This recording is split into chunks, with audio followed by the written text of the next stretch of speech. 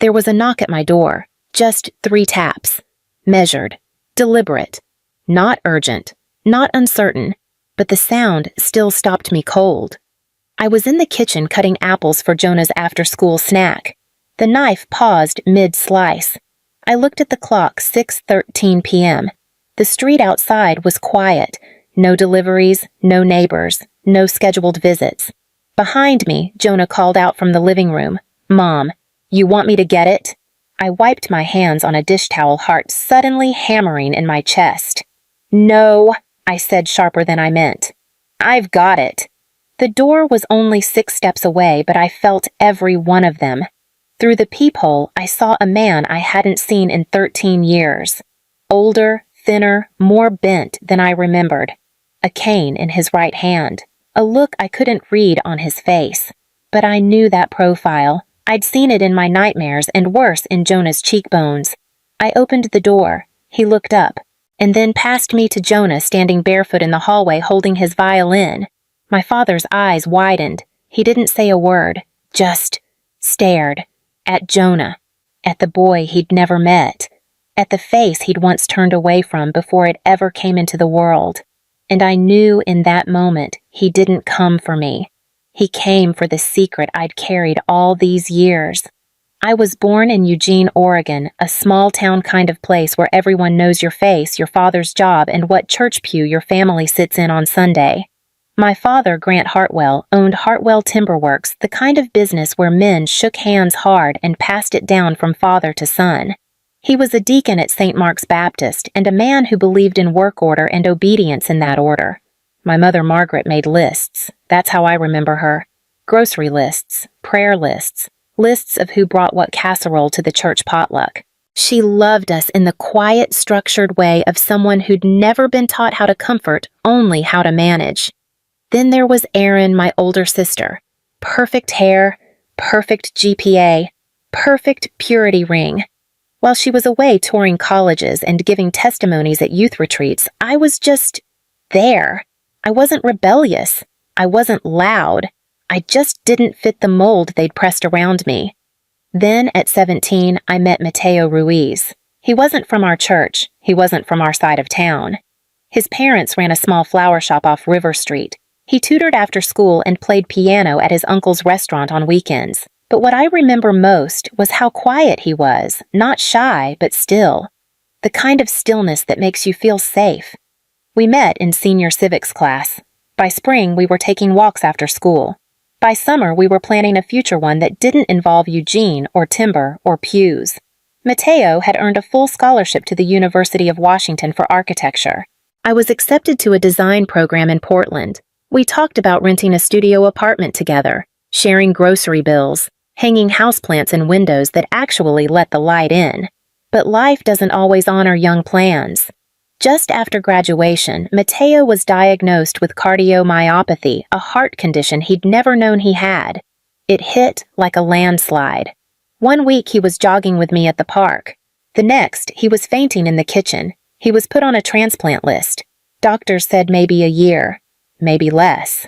That's when the conversation shifted. From next semester to, what if I'm not there? From dreams to legacy. What no one in my family ever knew was, my pregnancy wasn't a mistake. It was a goodbye gift, a promise, a way to keep him alive even when his heart couldn't hold on. I planned to tell them, not right away, not in the chaos of Mateo's hospital visits and transplant tests. I just wanted to wait until things were calmer, until I could bring them something other than fear. I imagined sitting them down at the dining table with the lace runner and the glass fruit bowl that never moved. I'd have Mateo with me, maybe even the sonogram. I thought if they saw the grief in his eyes, if they knew the truth, they'd understand. But I never got the chance. It was a Saturday, late October. I came home from the hospital to find the house. Still. Too still. My mother was in the living room holding a folded tissue, dabbing at her lips like she'd been crying but wouldn't allow herself to smudge. My father stood near the window with his back to me. The pregnancy test, the one I'd wrapped in paper and hidden deep in my desk drawer, lay on the coffee table between them like evidence at a trial. "Sit," my father said. Not shouted, just stated. Flat. like a sentence. I sat. Before I could speak, he turned and said, "Who is he?" "It's Mateo," I said quietly. "That boy," he snapped. "That Ruiz kid," I nodded. "Does he even have papers?" "He was born here." "That's not what I asked." I opened my mouth to explain, to tell them about the diagnosis, about the decision we made together, the life we chose to create. But my father raised a hand and cut through it all. "You will fix this, or you will leave this house tonight." I looked at my mother then, hoping, pleading, but she just whispered, "We only ever wanted the best for you." Then came the twist that cut deeper than all the rest. From the hallway, my sister Erin stepped in holding my sketchbook, the one I'd hidden the ultrasound inside. "You shouldn't have lied," she said. "I found it by accident. I had to tell them." She said it like she was doing me a favor. "You had to," I whispered. My father's voice roared again. "You've shamed this family. You think carrying a bastard child honors God? You walk out that door with this stain. You're no longer my daughter." I stood, legs shaking, hands cold. "You stopped being my father," I said, "when my child became a sin to you. And I left. No suitcase, no plan. Just a girl with a heartbeat inside her, and a home behind her that never really saw her at all." I disappeared without a sound. No dramatic exits, no slamming doors, no social media rants. Just silence. I spent my first night behind the old Albertsons on 8th Street, curled up in the back seat of my car with the windows cracked and the driver's hoodie balled up under my head. I kept one hand on my stomach. Just enough of a bump now to remind me I wasn't alone. By day, I walked the strip malls asking for work. I got laughed out of 2 coffee shops told to come back after the baby. One gym finally gave me part-time janitorial shifts, $10.50 an hour, to clean the locker rooms at night. It was something. I learned which gas stations didn't mind if you loitered, which diners would refill a water cup if you looked clean enough, and which parking lots had cameras but no security patrol. I moved like a ghost through the town I once called home. Avoided Main Street. Avoided people who might ask questions. I didn't want pity. I wanted air. Time. A place to land that didn't smell like disinfectant and shame. It was week 3 when I fainted in the staff break room of the gym. I'd skipped breakfast. Again. Woke up to someone holding an ice pack to my neck. "Lily Hartwell," the woman asked, peering down at me. "Yes, I thought I recognized your face. I used to teach you art. 9th grade. Ms. Dunley." I blinked up at her, disoriented, embarrassed, and holding back tears. She didn't ask where my parents were. She didn't ask why I was working at 7 months pregnant. She just said, "You're not sleeping in your car tonight. Come on, I have a guest room and too many quilts." That night, in a stranger's spare room, I sobbed harder than I had in months. The mattress was firm. The sheets smelled like lavender. There was a framed watercolor of an old oak tree above the bed. She made me chamomile tea and let me talk or not talk. Ms. Dunley became my first anchor. She helped me enroll in a GED course, found a clinic for prenatal visits, taught me how to apply for food assistance without shame in my eyes. She didn't try to fix me. She just saw me. And for the first time since Mateo, I didn't feel erased. Jonah came into the world on a Tuesday morning just after dawn. It had rained all night, that cold Oregon kind of rain that seeps into your bones and makes the whole world feel gray. But when he let out his first cry, I swear the room brightened. 6 pounds 1 ounce, a full head of dark hair, and a pair of eyes too wise for a newborn. I held him and whispered, "Your dad would have loved you. You look just like him when you're mad." We stayed at the hospital for 2 days. Ms. Dunley never left my side. She brought a pale blue blanket she'd crocheted herself and a stuffed owl she'd kept from her classroom. No one from my family came. No flowers, no phone call. Not even a name on the hospital visitor log. I wasn't surprised, but surprise isn't required for heartbreak. The first weeks were a blur of midnight feedings and quiet crying. Not Jonah's, mine.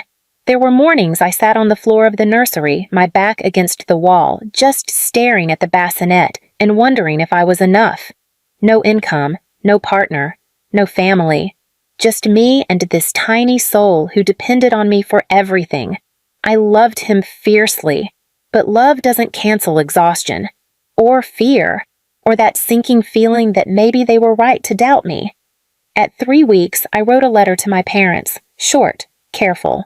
I enclosed a photo of Jonah in the blue blanket, eyes wide, his little fists curled like he was already fighting for space in this world.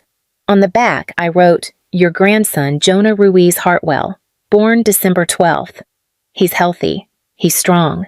He deserves to be known." I mailed it without a return address. Just in case. Just a thread thrown into the dark, hoping someone might catch it. 3 weeks passed. Nothing came back.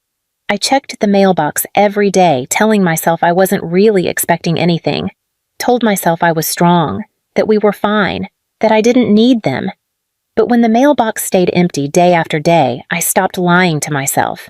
They had chosen silence, and that choice echoed louder than any rejection could. Jonah turned 1 month old with just the two of us and a cupcake we didn't eat. I lit a candle, held him close, and whispered, "You're still here, and I'm still here, and maybe that's enough." I passed my GED 6 months after Jonah was born. It wasn't easy. I studied between feedings. I memorized math formulas while Jonah napped on my chest. Ms. Dunley quizzed me over breakfast, her coffee growing cold, while she explained fractions for the 3rd time. When the envelope came in the mail with my passing scores, I cried. Not because I doubted I could do it, but because it was the first time in over a year that something said, "You're still moving forward." Jonah learned to crawl in that same apartment. He babbled his first word "ba" at the edge of a worn rug in the living room while I filled out job applications. By the time he turned 2, I had enrolled in a community college for digital design. I'd always loved sketching shapes, fonts, colors. I used to draw made-up cereal boxes and poster ads as a kid just to see if I could make them look real.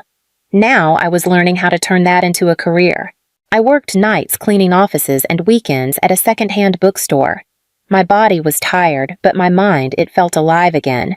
The first time a local coffee shop paid me $75 to design their new logo. I stared at the check for 5 minutes before depositing it. I used the money to buy Jonah new shoes and a box of real art markers. Not the dollar store kind, the good ones. By the time I finished my degree, I had a handful of freelance clients. A friend of a friend offered me a desk in her co-working space. Within a year, I'd filed the papers for my own business, Hartwell Design Studio, not for the name I came from, but for the name I rebuilt. Jonah started preschool. He loved puzzles, Legos, anything he could build and take apart.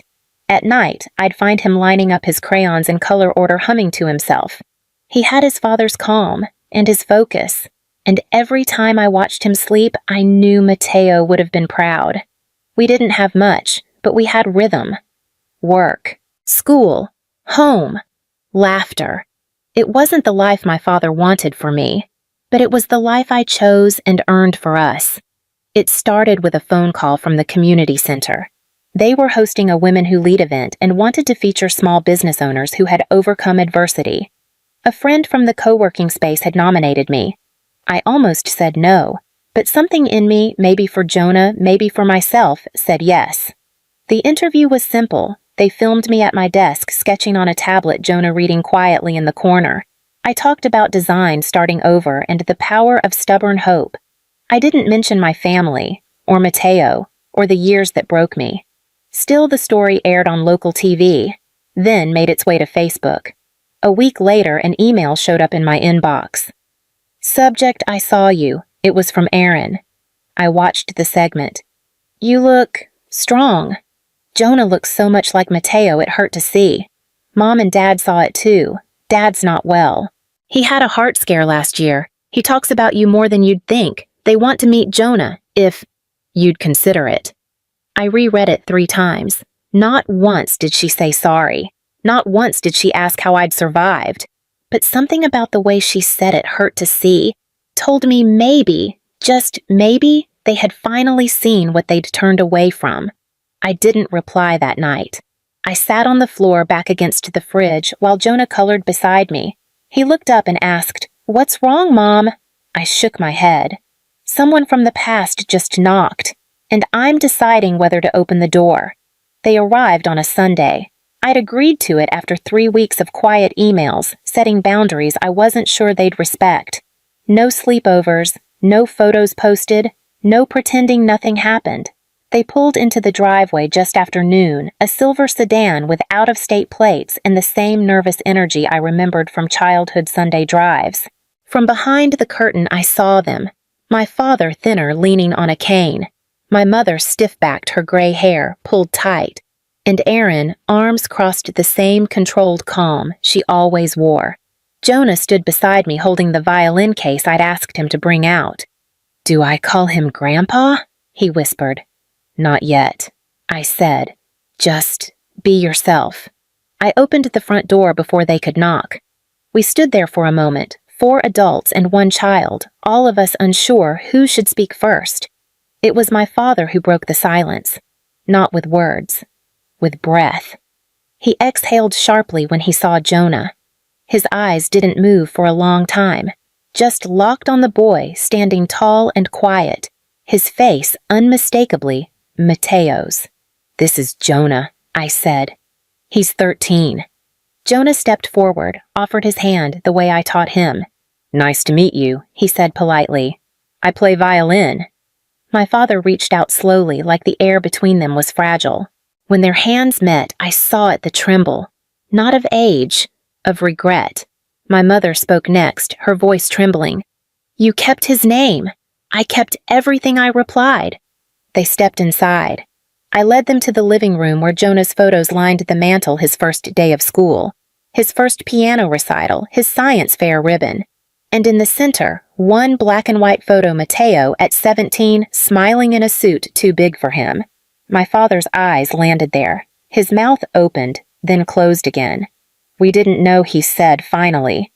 "You didn't ask?" I answered. Jonah moved to the corner and began to play soft, slow notes, just enough to fill the room. The melody was one he'd written himself. He called it Found. Nobody spoke for a while, not because there was nothing to say, but because the sound of what had been lost was louder than any apology. When the music faded, Jonah placed the violin carefully in its case, then left us in the room without a word. He didn't need to stay. He had already said more than any of us could. I looked at the 3 people across from me, the ones who had once watched me walk away, and said nothing. "You said you didn't know," I began. "So let me tell you." And I did. I told them about Mateo's diagnosis, about the night we made our choice, not from recklessness, but from love and grief and hope. I told them about the hospital visits, the transplant list, the goodbyes. About fainting at the gym. About the back seat of my car. About giving birth with no family in the waiting room. About mailing a photo and getting nothing in return. No one interrupted. My father sat with his hands folded tight, jaw clenched, eyes glassy. My mother cried quietly, a tissue crumpled in her lap. When I finished, Erin whispered, "I didn't know it was that bad." "You didn't ask," I repeated. My father finally spoke. "I thought I was protecting the family. I thought I was doing the right thing." "You protected an image," I said, "not a daughter." Silence again. Then he added softer, "I was wrong. I see that now." I believed him not because the words were eloquent, but because they cost him something to say. My mother reached for my hand. "I kept the photo," she said. "The one you sent. It's still in my drawer. I looked at it every Christmas. It should have made me feel better. But sometimes memory without presence hurts worse than forgetting." I nodded. "I'm not here to punish you," I said, "but if you want a place in Jonah's life, it comes with conditions. Anything," my father said.